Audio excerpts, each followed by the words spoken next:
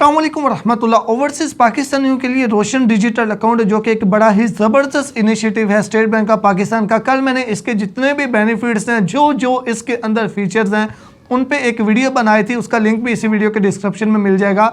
उसमें काफ़ी दोस्तों ने ये कहा कि आप नेक्स्ट स्टेप इसका बताएं, इसके लिए डॉक्यूमेंट्स कौन कौन से चाहिए वो भी, और अकाउंट ओपन कैसे करते हैं वो भी। तो आज की वीडियो में मैं आपको डॉक्यूमेंट्स बता देता हूँ, फिर next step by step her bank का अकाउंट ओपन करने का तरीका देखेंगे। उसको फॉलो करके आप आसानी के साथ अकाउंट ओपन कर सकते हैं। तो आप अगर ओवरसीज़ हैं, दुनिया के किसी भी मुल्क में हैं, तो आप इस अकाउंट को इन डॉक्यूमेंट्स के साथ जो है वो ओपन कर सकते हैं। लेकिन इसके लिए सबसे अहम चीज़ है आप लीगल हों वहाँ पे। उसके अलावा आप चाहे सैलरी पर्सन है, किसी कंपनी में काम कर रहे हैं, या आप अपना बिजनेस कर रहे हैं, आप कर सकते हैं अकाउंट ओपन। अच्छा, इसके लिए सबसे जो पहली चीज़ है वो आपका शनाख्ती कार्ड, और वो वैलिड होना चाहिए। इसके लिए बिल्कुल ये शर्त नहीं है कि आपका लाजमी तौर पे नाइकोप ही होना चाहिए जो ओवरसीज़ वाला कार्ड होता है। आपका चाहे नॉर्मल कार्ड है, आप उससे भी इस अकाउंट को ओपन कर सकते हैं, बशर्ते कि वो वैलिड होना चाहिए। आपका वैलिड शनाख्ती कार्ड होना चाहिए, उसके साथ आपका वैलिड पासपोर्ट होना चाहिए। उसके अलावा अगर आपके पास वीज़ा है तो वीज़ा होना चाहिए, या फिर आपके पास वहाँ का रेजिडेंस कार्ड है, इकामा वगैरह है, एमरत आईडी, यानी कोई भी डॉक्यूमेंट वहाँ का जो रेजिडेंस कार्ड होता है वो है तो वो होना चाहिए। यानी कि ये उस चीज़ को प्रूव करने के लिए कि आप एक ओवरसीज़ पाकिस्तानी हैं, तो आपके पास रेजिडेंस कार्ड होना चाहिए। उसके अलावा आपके पास इनकम प्रूफ होना चाहिए, यानी कि आपका कोई भी इनकम पर्पज़ है। फॉर एग्जांपल आपकी शॉप है तो शॉप का कोई ना कोई पेपर होगा जिसके ऊपर आपका नाम वगैरह होगा, वो पेपर होना चाहिए। या आप सैलरी पर्सन है किसी कंपनी में, तो जाहिर सी बात है आप कंपनी के एचआर से बात करके आप सैलरी पेपर बनवा सकते हैं जिसके ऊपर लिखा हो कि आपकी इतनी सैलरी है, आप इस कंपनी में इस डेजिग्नेशन पे काम कर रहे हैं। यानी आपके पास इनकम प्रूफ होना चाहिए। या आप कोई बिजनेस करते हैं, उस बिजनेस का कोई भी पेपर है जिसके ऊपर आपका नाम मेंशन हो कि और आपका डेजिग्नेशन मेंशन हो, तो आप वो शो कर सकते हैं। यानी कि कोई ना कोई इनकम प्रूफ आपको देना पड़ेगा, कोई भी हो, चाहे वो कहीं पे भी कोई भी काम करते हैं, उस इनकम प्रूफ को आपको जो है वो अटैच करना पड़ेगा।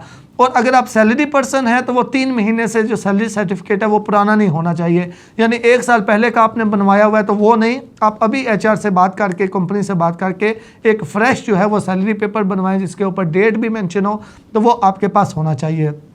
उसके अलावा आपका जो पासपोर्ट का सेकंड पेज होता है जिसके ऊपर एक बॉक्स बना होता है जिसके अंदर आपने साइन करने होते हैं, वो बॉक्स होता है, उसके ऊपर आपने शनाख्ती कार्ड की तरह के ही साइन करने होते हैं, और वो पेपर भी आपको अपलोड करना पड़ता है।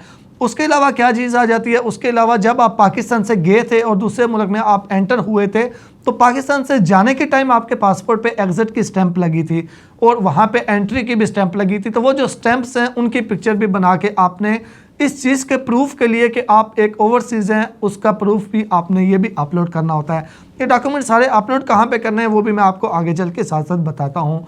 उसके अलावा सिग्नेचर, एक वाइट पेपर के ऊपर भी आप साइन कर सकते हैं, और कुछ बैंक जैसा कि मिज़ान बैंक है, यूबीएल है, उनका स्पेसिफिक वेबसाइट से ही एक पेपर डाउनलोड होता है, उसको प्रिंट करके उसके ऊपर आपने 4 अपने शनाख्ती कार्ड की तरह ही साइन करने होते हैं, तो वो आपने सिग्नेचर वाला पेपर भी अपलोड करना है।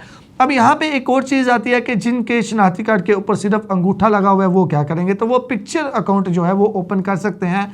जब आप ये डॉक्यूमेंट्स अपलोड करेंगे, अगर आपके शनाख्ती कार्ड के ऊपर फिंगर्स लगे हुए हैं, आपको साइन नहीं करने आते, तो वो फिर आपका जो रिलेशनशिप मैनेजर होगा वो आपसे रब्ता कर लेगा और उसका आपको पिक्चर अकाउंट का तरीका जो है, फ़ोटो अकाउंट जिसे कहते हैं, उसका तरीका बताएगा, जिसमें आपकी वो फ़ोटो के ज़रिए जो है वो फिर कोई भी काम करना होगा वो आपकी तस्वीर के ज़रिए होगा।